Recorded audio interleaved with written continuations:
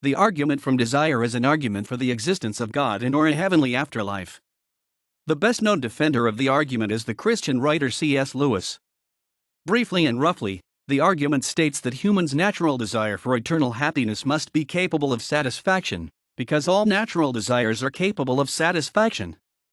Versions of the argument have been offered since the Middle Ages, and the argument continues to have defenders today, such as Peter Kreeft and Francis Collins.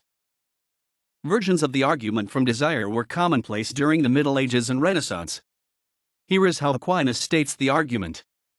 It is impossible for natural desire to be unfulfilled, since nature does nothing in vain. Now, natural desire would be in vain if it could never be fulfilled. Therefore, man's natural desire is capable of fulfillment, but not in this life. So, it must be fulfilled after this life. Therefore, man's ultimate felicity comes after this life. In this form, the argument depends crucially on the Aristotelian dictum that nature does nothing in vain. Medieval critics of the argument, such as Duns Scotus, questioned whether the dictum is strictly true.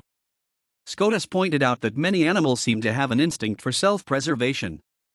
Isn't this an example of an unfulfillable natural desire for eternal life?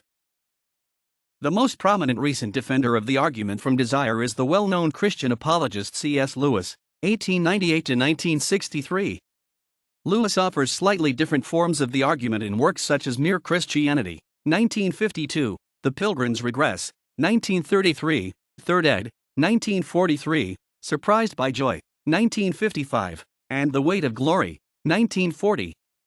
Unlike medieval versions of the argument from desire, Lewis does not appeal to a universal, ever-present longing for eternal happiness but to a specific type of ardent and fleeting spiritual longing that he calls joy. Lewis uses the term joy in a special sense to refer to a particular type of desire, longing, or emotional response that he assumes will be familiar to at least most of his readers. Joy is a form of desire, Lewis claims, but of a unique sort. Experiences of joy are brief, intense, thrilling pangs or stabs of longing that are at once both intensely desirable and achingly painful. Though joy is a form of desire, it differs from all other desires in two respects. First, whereas other desires are felt as pleasures only if satisfaction is expected in the near future, with joy the mere wanting is felt to be somehow a delight.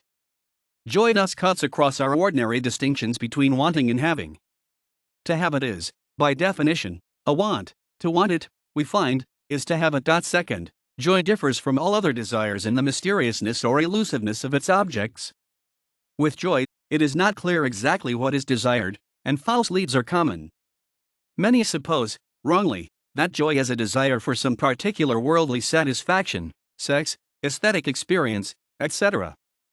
But all such satisfactions, Lewis argues, turn out to be false florimetals, delusive images of wax that melt before one's eyes and invariably fail to provide the satisfaction they appear to promise. It is this second unique feature of joy, the fact that it is a strangely indefinite desire that apparently cannot be satisfied by any natural happiness attainable in this world, that provides the linchpin for Lewis's argument from desire. As John Bevers Lewis argues, Lewis seems to offer both deductive and inductive versions of the argument from desire. In The Pilgrim's Regress, Lewis appears to argue deductively as follows. Nature makes nothing, or at least no natural human desire, in vain. Humans have a natural desire, joy, that would be vain unless some object that is never fully given in my present mode of existence is obtainable by me in some future mode of existence. Therefore, the object of this otherwise vain natural desire must exist and be obtainable in some future mode of existence. Elsewhere, however, Lewis uses cautious terms such as probable that suggest that the argument should be understood inductively. He writes, for example, creatures are not born with desires unless satisfaction for these desires exists. A baby feels hunger, well, there is such a thing as food. A duckling wants to swim, well, there is such a thing as water. Men feel sexual desire, well, there is such a thing as sex.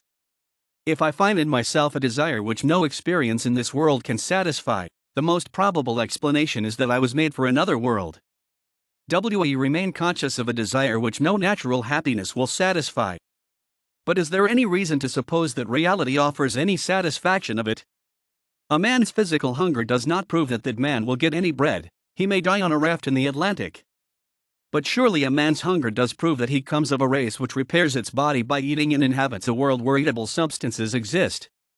In the same way, though I do not believe that my desire for paradise proves that I shall enjoy it, I think it a pretty good indication that such a thing exists and that some men will. The inductive version of Lewis's argument from desire can be stated as follows. Humans have by nature a desire for the transcendent. Most natural desires are such that there exists some object capable of satisfying them. Therefore, there is probably something transcendent. The Catholic philosopher Peter Kreeft has phrased the argument from desire as follows. Every natural, innate desire in us corresponds to some real object that can satisfy that desire. But there exists in us a desire which nothing in time, nothing on earth, no creature can satisfy. Therefore, there must exist something more than time, earth, and creatures, which can satisfy this desire. He argued similarly to both Lewis and Aquinas in his formulation, as well as answering a set of objections. The first is whether the argument begs the question to which he states that the opposite is true.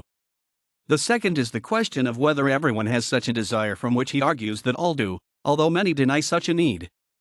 The third of these is whether the argument is just proselyte and rephrased, to which he responds that the two are separated by data and observed facts. The Catholic philosopher and Thomas Edward Feser has argued that the argument from desire is effective, but relies upon many other beliefs that require proofs to be given before it can work as a convincing argument. Feser thus believes it to be of less practical usage for persuading people than other arguments. Critics of the Lewis's argument from desire, such as John Bavers Lewis and Gregory Bassam, claim that neither the deductive nor the inductive forms of the argument are successful. Among the questions critics raise are: is joy, as Lewis describes it, as a pang, stab fluttering in the diaphragm, etc., more properly characterized as an emotion rather than as a type of desire? If joy is a desire, is it a natural desire in the relevant sense? Is it innate and universal, for example, like the biological desires Lewis cites? Is joy, in the sense of a spiritual longing for the transcendent, relevantly similar to the kinds of innate, biological desires Lewis mentions, desires for food and sex, for example? Or does the argument depend on a weak analogy? Do we know, or have good reason to believe, that all natural desires have possible satisfactions? Is this Aristotelian claim still plausible in the light of modern evolutionary theory? Don't humans naturally desire many things that don't seem to be attainable? Example, to possess superhuman or magical powers, to know the future, to remain youthful and unaffected by the ravages of time, and so forth. Is the natural desire for perfect and eternal happiness more like these fantasy-type desires, or more like the innate, biological desires that Lewis mentions?